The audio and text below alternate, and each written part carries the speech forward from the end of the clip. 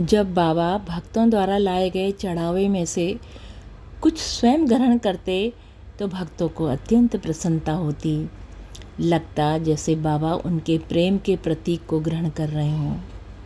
एक पश्चिमी भक्त रामदास ने एक बार सेब का एक टुकड़ा बाबा की तरफ बढ़ाया। बाबा ने उसे झुककर ले लिया। रामदास को अवर्णनीय परमानंद की अनुभूति हुई।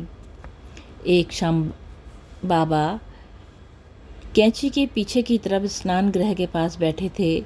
भक्त उन्हें अनार के दाने अर्पित कर रहे थे, जिनमें से कुछ बाबा पाते और कुछ भक्तों में वितरित कर देते। एक भारतीय भक्त ने उनमें से कुछ दानों को वापस बाबा को देना शुरू कर दिया। बाबा दाने खाते भी रहे और बांटते भी रहे। जो वे बांटते उसे लोग तख्त के नीचे से वापस उस भक्त को दे देते जो उन्हें अनार के दाने दे रहा था। वह दाने बाबा को पुनः दे देता। इस प्रकार बाबा अनार के पूरे दाने खा गए, जिसे उन्हें कई बार घुमा फिराकर उन्हें दिया गया।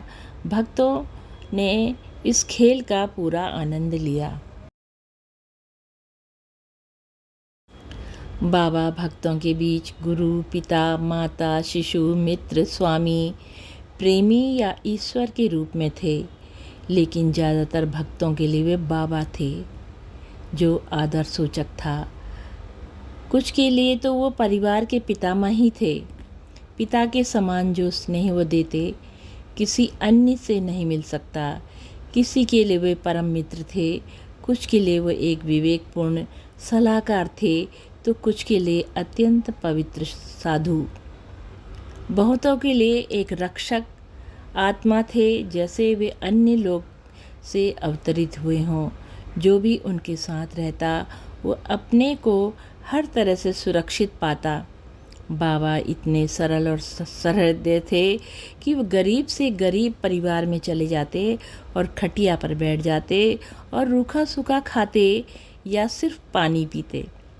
वे छोटे बड़े, अमीर गरीब के भेद से ऊपर उठे हुए ईश्वर के रूप थे। धर्म, जाति, संप्रदाय उनके लिए महत्वहीन थे। वे एक दर्पण के समान थे, जिसमें प्रत्येक भक्त बाबा या गुरु को प्रतिबिंब देखता। बाबा के असीम परिवर्तनशील स्वभाव में हर व्यक्ति उतना ही पाता जितने की उसे ज़रूरत होती। अक्सर वह अपने एक ही कार्य द्वारा अपने भक्तों की पिपासा शांत कर देते। निर्मल स्वभाव वाले बाबा के मन में केवल वही निरंतर विचार आते जो ईश्वर की इच्छा के परिणाम होते। बादल की तरह एक विचार आता, फिर उन्हें स्वच्छ छोड़कर चला जाता।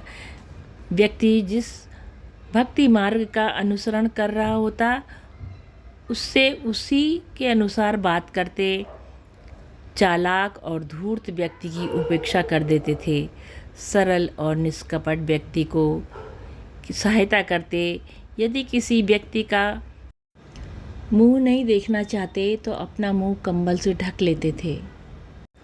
पश्चिमी लोगों के बारे में बाबा कहते कि पश्चिमी लोगों के लिए भारत में रहना ही एक प्रकार से त्याग है। वहाँ आने के लिए उन्होंने कितनी चीज़ों का परित्याग किया है।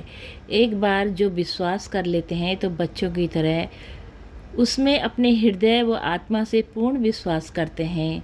ये लोग बहुत निष्कपट और बहुत शुद्ध हैं और इसलिए हम इन्हें प्रेम करते हैं। जय हो नीम करोड़ी बाबा की सदा जय हो। माँ सिद्धि की सदा जय हो। बाबा सदा अपने भक्तों का कल्याण करना, प्रभु कल्याण करना। जय हो बाबा।